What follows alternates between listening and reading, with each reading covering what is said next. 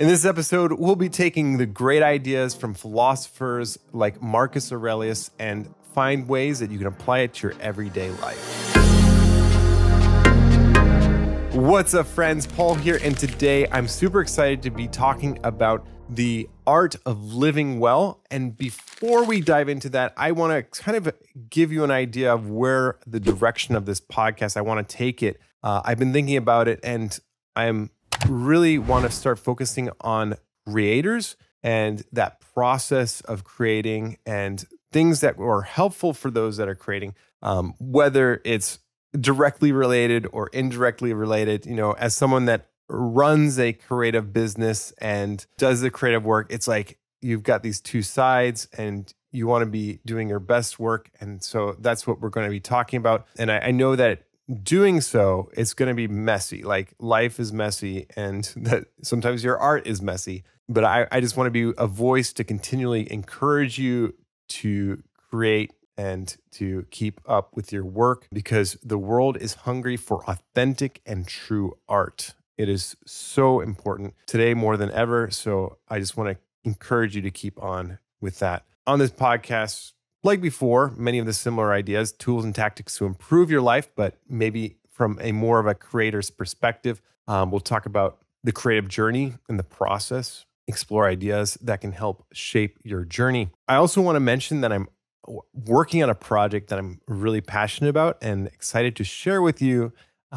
So it's going to be a planning system for creators. And if you want to be one of the first people to know when it launches, be sure to sign up for the newsletter in the link in the description. That way you don't miss out when it launches. I'm pretty psyched about it. And one last thing, I just want to encourage you to give encouragement as well as be one to receive it, because it can make the biggest difference in someone's life. Being encouraged. I can't tell you, I'll randomly get a message from someone, and it just means the world just to get that comment or an email out of the blue saying like, oh, your work impacts me, or like it makes a difference. So maybe you've got a creator or another person or a business owner that does work that you really appreciate. Send a message or write a review. If you want to do that for the podcast, I would love that, on the Apple Podcasts or wherever you listen, Spotify, and subscribe, follow their content, because that really means a lot to a creator, is like acknowledging their work. And so I want to be that voice for you. I want to encourage you to keep up your creative endeavors. Let me know what you're working on. I would love to check it out. And so I hope to be that voice for you today and to encourage you to keep on in your creative work. So keep up the good work, my friend. Lastly, if you're facing a tough obstacle, this podcast, this episode is going to be very helpful for you, because sometimes we get stuck and we think like, oh, it's because of this that we're not moving forward. But often in the creative world, it's because of that obstacle that you'll end up improving and becoming better as time goes on. So I've started reading a bit more again, which is great. And one of the things that I'm hoping to read more of is some of the more ancient texts or people that are, diving into them. So I recently read this book, How to Think Like a Roman Emperor. Let me find the full title. How to Think Like a Roman Emperor. The Stoic Philosophy of Marcus Aurelius by Donald Robertson. Well, it was a very interesting read, and so I'd love to share with you some ideas that you can apply to your work, your art, and to help you stay encouraged as you continue to do your creative work. I love this quote by Socrates that the unexamined life is not worth living, and I definitely think that Marcus Aurelius, he was the last of the 5 good Roman emperors, and I think he was one that lived a very good and examined life. So I think he's got some gold nuggets to share.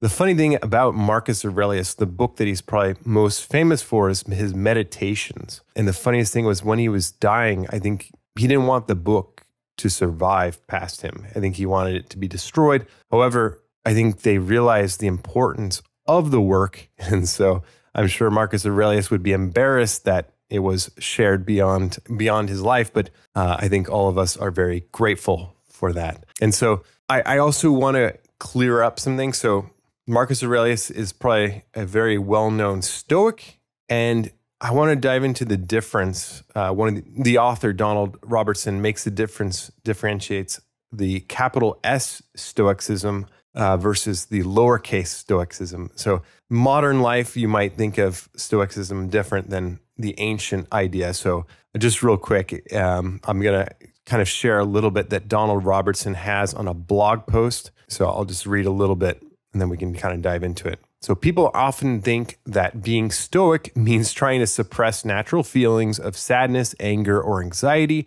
and to hide the fact that they're feeling tearful or shaking, etc. That typically means they're judging these things as bad or harmful in some sense, judging the feelings negatively. The ancient Stoics, by contrast, make a clear distinction between automatic feelings and full-blown unhealthy passions, which are under voluntary control. The Stoics advise us to accept our initial automatic feelings with total indifference as being natural and inevitable, and to be indifferent toward other people seeing evidence of them. The clearest illustration of this comes from the famous anecdote of Aulus Gellius, where he describes a Stoic's anxiety during a dangerous storm at sea. Actually, the book kind of dives into this.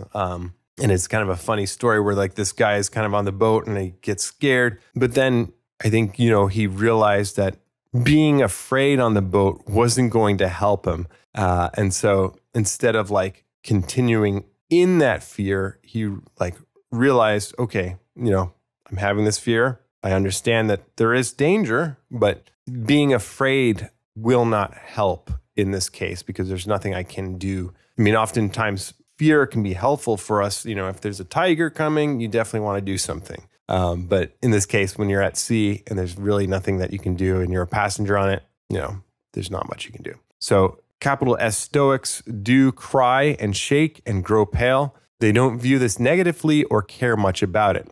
What they do care about is what happens next. And I think this is the key distinction, how they voluntarily respond to these feelings. So when people talk about being Stoic, lowercase Stoic, they often mean trying to suppress automatic emotional reactions, therefore which they view as negative. A capital S Stoic philosopher would view the same feelings with detached indifference, though as neither good nor bad. He would accept them as natural and inevitable and beyond his direct control. The word Stoic, lowercase s, is often just used as a synonym for unemotional, and that's definitely not what capital S Stoicism teaches. The ancient Stoics repeatedly emphasized that their ideal was not to be like statues or men with hearts of stone. Rather than trying to suppress feelings or sensations, which would entail judging and indifferent to be bad or harmful, the capital S Stoics tried to modify the underlying value judgment. That approach happens to be more in accord with the way modern cognitive therapists approach emotional change, and it's very different from what people mean by keeping a stiff upper lip. And I think this was one thing that I loved about Donald Robertson is he comes from like a modern psychological, and he's seeing how Marcus Aurelius and the practice of Stoicism often is related to some modern practices that psychologists use today, which I thought was very fascinating. And then it continues on. There's also the matter of healthy emotions in Stoicism, capital S Stoicism. For many people, lowercase Stoicism seems to have some connotation of being unemotional, or at least it sounds a little odd to their ears to say that Stoics could be particularly cheerful and affectionate. However, the capital S Stoic philosophers had a whole system of classification for healthy emotions. Their goal was not simply to be emotional, empty, but rather to experience healthy feelings of joy, cheerfulness, affection, and so on, which naturally supervene upon virtue. I notice that when people conflate Stoicism, lowercase, and Stoicism, uppercase, they find this baffling and sometimes even joke about how capital S Stoics have feelings is a sort of contradiction in terms, something inconceivable to them. Inconceivable. Yes, I love that word. Okay. However, healthy emotions play a central role in Stoicism, capital S Stoicism. And for instance, Marcus Aurelius refers very frequently to feelings of joy or cheerfulness and affection toward others. So if you're concerned about Stoicism being something very, stiff and rigid, that's not how the ancient philosophy was perceived. That's more of a modern take on Stoicism. So something to keep in mind. If you want to learn more about Marcus Aurelius, which I'd encourage you to do, because I feel like he's got some great ideas that have stood the test of time and probably are still relevant and even more, relevant today. So you can obviously read the Meditations. That's his work that he wrote, and which this book is kind of based upon, along with like historical facts about Marcus Aurelius. So the book, again, is How to Think Like a Roman Emperor, or I'd also encourage you to watch, I'm going to leave a link in the description to this video by my old college professor, who's absolutely fantastic. I remember taking a Western Civ course with him, and one of the quotes that I remember to this day is that like he explained how everything deteriorates with time. Like if you don't maintain it, like your car, if you don't maintain it, nearly everything deteriorates with time. So civilizations often deteriorate with time. So I thought that was one of the things that I took away from that course, and just a great person. Sadly, he recently passed away, but luckily his work continues on. There's a YouTube channel with a lot of his videos that he's done. He was a really good professor, and so I'll leave a link to that. His name is Dr. Michael Segru, and he gives a excellent overview of Stoicism and the life of Marcus Aurelius. So if you search Marcus Aurelius, there's a good chance that his video is like #1. It's got like 1.5 million views on it. So check it out. I was super fascinated by how many ideas that from the book, the Meditations, some of the Stoic practices that applied to modern, cognitive therapy and things like that. I was very fascinated by seeing the connection. Full disclosure, I'm not a doctor or medical researcher, so I don't know the ins and outs of that. Full disclaimer, but obviously, I think it's something worth looking into further for those that are interested. One example of something that I guess you would see in some modern therapy is decatastrophizing our fears. And this is something Mark will dive into a little bit more later on, but basically you want to think about what's the worst that could happen and visualize like all the possible obstacles that we may encounter throughout the day. And that way, when things don't go your way, it's okay. You've seen the worst, or what you visualize to be the worst. At least you're prepared for something, and you know how to adjust. You can also like think about like, okay, you have this fear of something like, but is it, what's the worst that could happen with that? And so you're, oftentimes in like modern therapy, they'll like have you bring up the thing that you might have a fear of cats. I think this is the example that they use. And so you think about like that fear, and that might bring up anxiety in you. But then like you keep thinking about cats, and the more you go down that, you hopefully by the end of thinking about cats for a while, your anxiety lowers, your heart rate lowers, and eventually you become adjusted to that. And one of the things that he talks about is that you want to make sure that, let's say you come in and you have a fear of cats that's like 100%. You want to at least get down to, I think he mentioned like half of that before stopping this process, because I guess it could actually go back. But again, I'm not a professional, so if you need professional help, definitely seek out those that can help you in that way. But I was fascinated that he does also say that for certain cases that are not like, super serious, that you do need professional help. There are some things that you can work on with some of these practices that he recommends, which you can check out again in his book. I think one of the things that I'd highly recommend that you can start applying to your life tomorrow, or whenever you're listening to this, is the daily meditations practice that Marcus Aurelius would do. And typically what that would consist of is a morning meditation. So you'd visualize your day, visualize any possible obstacles you may encounter and how you are going to overcome those. Again, visualize like the worst things happening. Like what are those things that are going to like distract you?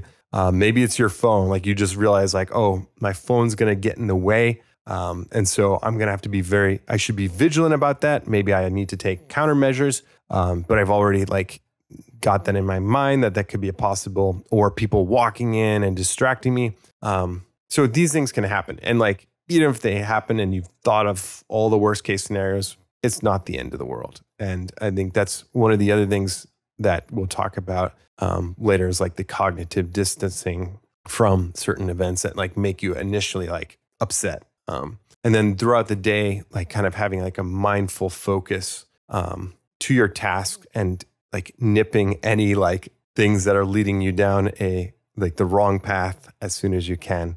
And then finally, the evening meditation or review of your day.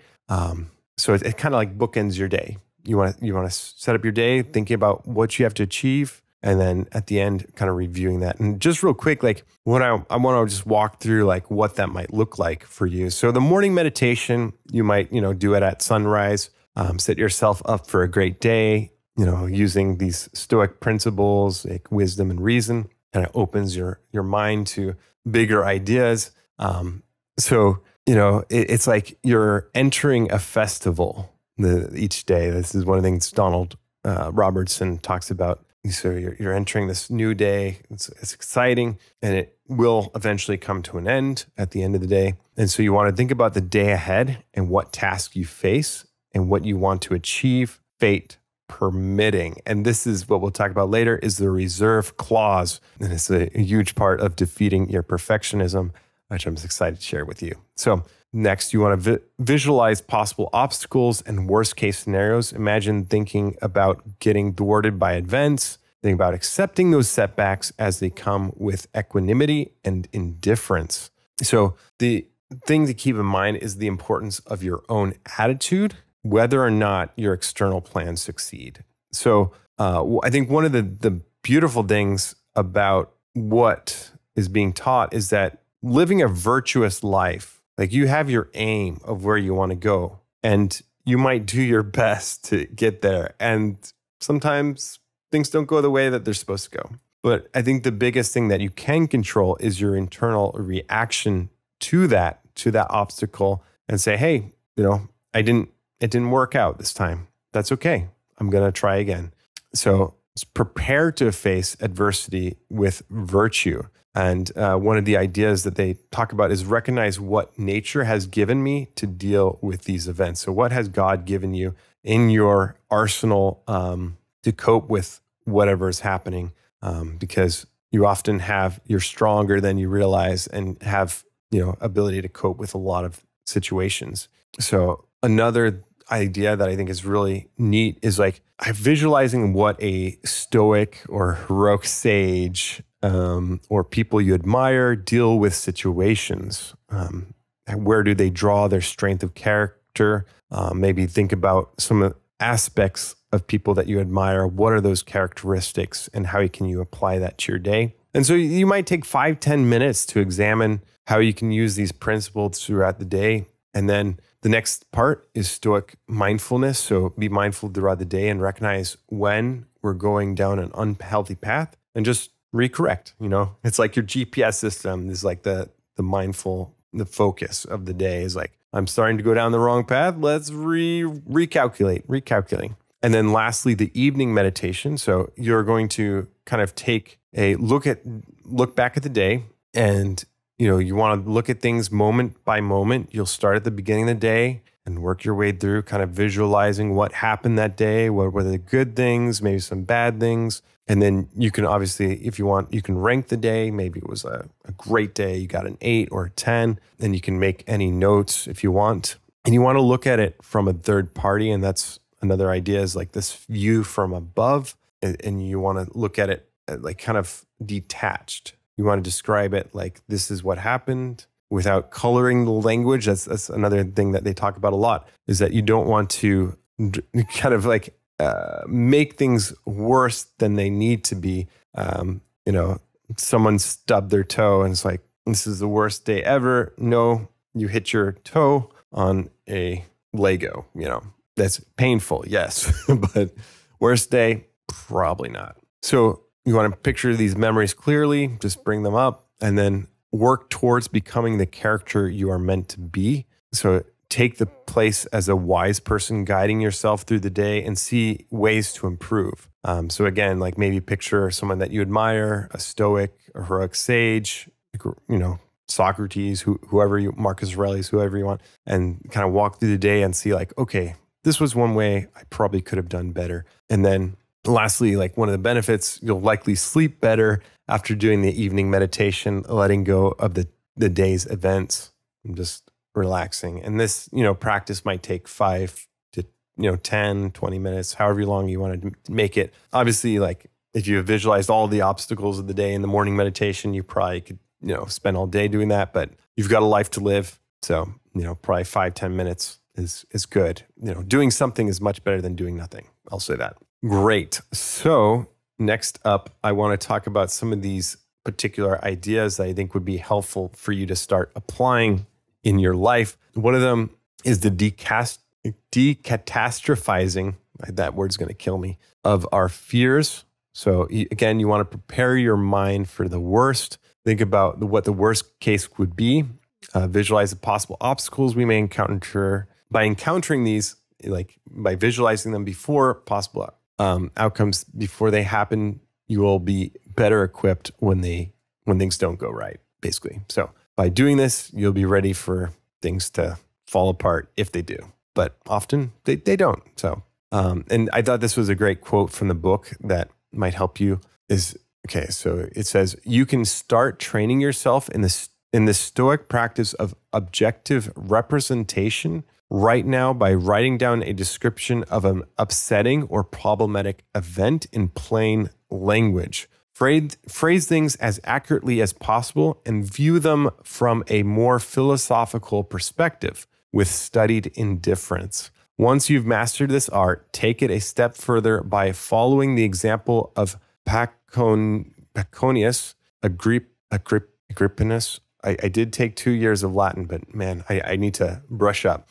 Agrippinus, and look for positive opportunities. Write how you could exercise strength of character and cope wisely with the situation. Ask yourself how someone you admire might cope with the same situation or what that person might advise you to do. Treat the event like a sparring partner in the gym, giving you an opportunity to strengthen your emotional resilience and coping skills. You might want to read your script aloud and review it several times or compose several versions until you're satisfied. It helps you change how you feel about events. I love this. It's just like super simple. And like, you just want to think of things kind of like real and raw. It's like, you don't want to flower it with like pretty words or like things. Because I think one of the Stoic ideas is that you want to explain things as clearly as possible to your particular audience so that they understand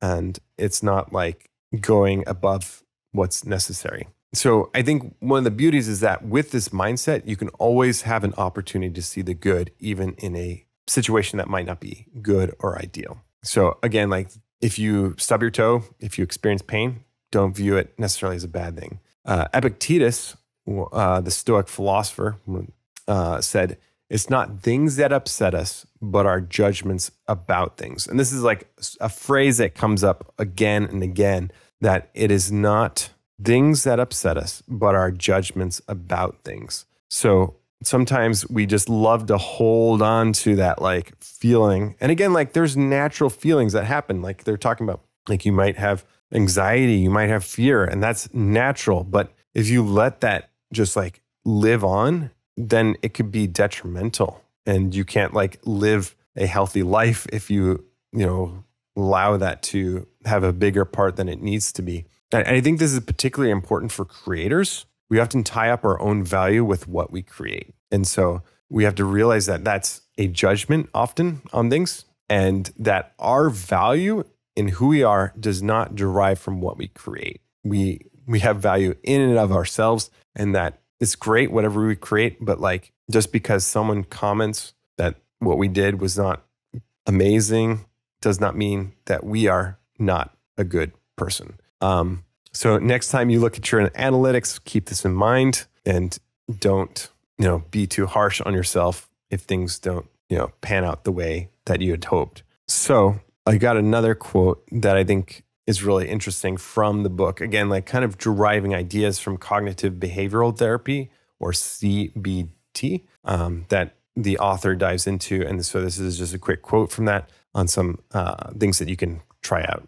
I'm going to recommend a simple framework for evaluating and changing your behavior based on a combination of cognitive behavioral therapy and ancient Stoic practices. It consists of the following steps. Number 1, evaluate the consequences of your habits or desires in order to select which ones to change. 2, spot early warning signs so that you can nip problematic desires in the bud. I always think of like Andy Griffith and Barney, nip it in the bud. And then number 3, gain cognitive distance by separating your impressions from external reality. And number 4, do something else instead of engaging in the habit. So I love this. Let's see here. So this is something that a lot of people don't realize, is that when you make a decision for something, oftentimes there's like an impact beyond just that decision. I'll give you one that, I think might resonate with people. So let's say you want to get like a TV and you don't have a TV currently. They think of it just as like a single cost. Like you're going to pay, let's say $500 for a TV, but you don't realize the larger cost. You're going to be spending your time, your energy on this device. And how does that impact the rest of your life? So this one decision might have a detrimental effect, even though it's like, okay, $500, that's painful. That's a lot of money. But then it's like, okay, long term, is this leading me down the path that I want to take? Or is it better to like nip this in the bud now instead of letting it draw on? Like having candy in your house, like, is that something that you want to have readily available? Maybe if you have like addiction to chocolate. I mean, these are just funny examples, but there's probably more, problematic ones than those. But, this is just like something to keep in mind, is that like maybe those are things that are leading you down a direction that you don't want to take. And so maybe it's good to realize that and redirect. Okie dokie. So that is Decatastrophizing Our Fears. Next up, one of my favorite ones is the reserve clause. And this will help you, my friends, defeat perfectionism. So it's something that Marcus Aurelius used in his Stoic practices. And basically, the reserve clause is basically, he would say, is like, if nothing prevents me, fate permitting, God willing. So like Christians would write down DV, Deo volente, God willing. And so like, this is something that people probably still use today.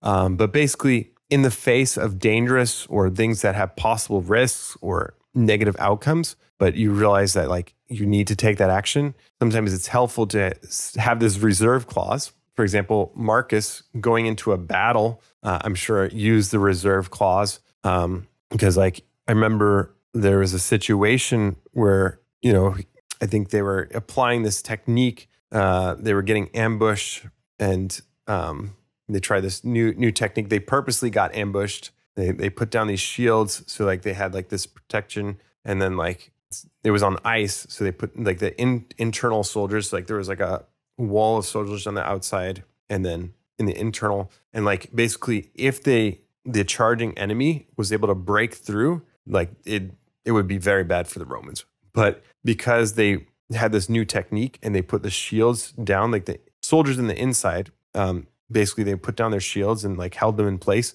And so like when the soldiers attacked, typically they'd try to like break through, but they weren't able to because of this new technique. So, again, like the obstacle, I'm sure there were battles that they lost because, the old technique that they had of, having this formation didn't work, they realized that, okay, if we put the shields down, that'll help them stabilize and will be fortified. So they did that, but then they also had other soldiers come in and kind of like ambush the ambush.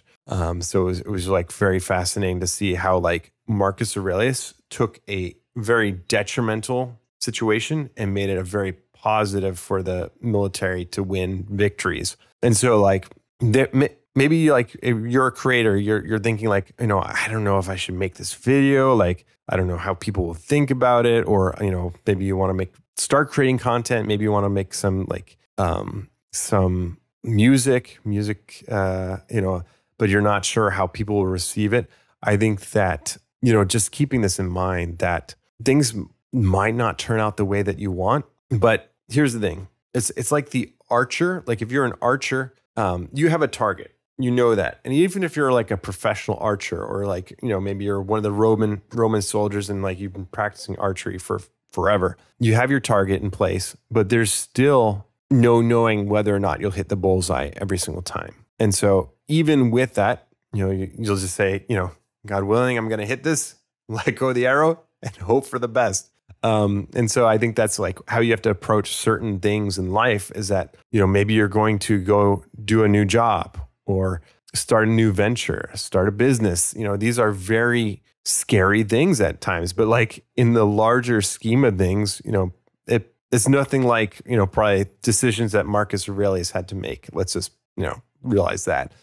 Often we're getting like beaten up by these small decisions that shouldn't be eating at us like they are. And so I think that's something important to keep in mind when you're creating something. Like, maybe you're about to post something and you're like, fate permitting, if nothing prevents me, this is going to do well. Or like, I hope that people will receive this well, God willing, just kind of taking that into consideration. And here's a quick quote from the book. Engage in a course of action with great vigor and determination while simultaneously remaining relaxed and unperturbed about the outcome. They referred to this as taking action with a reserve clause. So again, like it just gives you that peace of mind. Like, that it might not work out, but you're okay.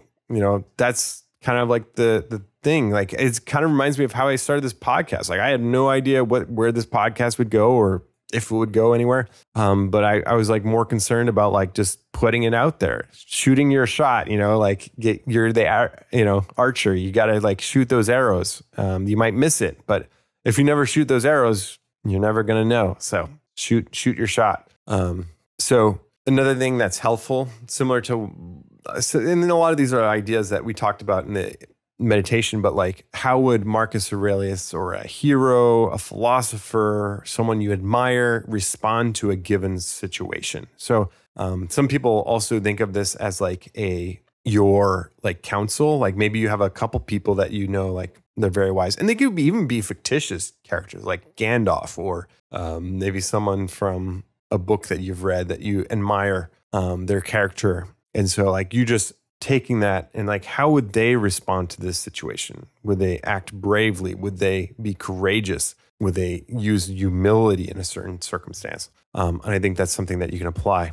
And another one is cognitive distancing. So again, Epictetus would say, the Stoic philosopher, he would say, it's not things that upset us, but our judgments about things. So I think it's crucial again to see obstacles as opportunities. So no matter how bad something is, like, Donald Robertson was saying, it's like, you have to view it as like a sparring partner. Like, it's giving you an opportunity to practice virtue and to live the good life,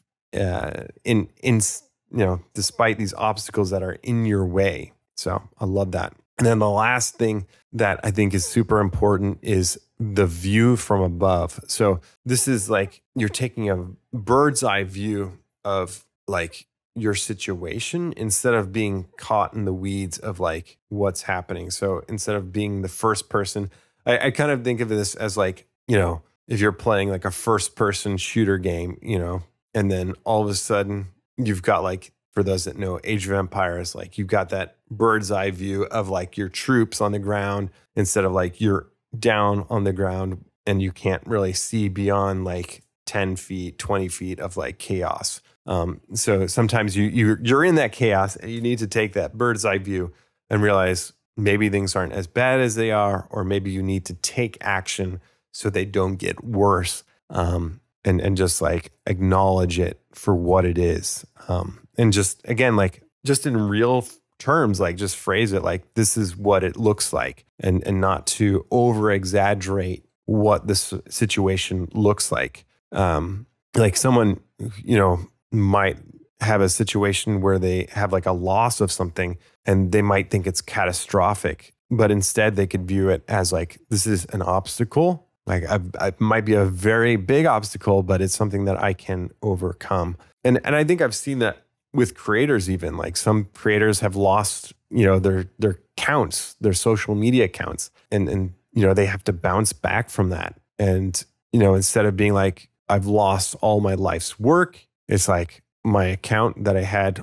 a lot of things that I've worked on, posts, like these digital files have been deleted and I no longer have access to them. So now what am I going to do about that? I'm going to have to start, maybe I've got backups, or, maybe I'm just going to have to start fresh and just like have a new renaissance despite this craziness. So yeah, that's in a nutshell, like this, what I wanted to talk about today on the art of living well. Again, the unexamined life is not worth living. So it's important to take a step back every once in a while, see how we can apply these ideas and live a good and virtuous life. So my friends, that's what we have today. I want to encourage you to rate, review, and subscribe this podcast. If you have a moment, I would greatly appreciate that. And I appreciate you all for continuing to listen in. It means a lot to me hearing from you guys. I appreciate it. And my word of encouragement to you, keep creating, my friends. And until next time, stay messy.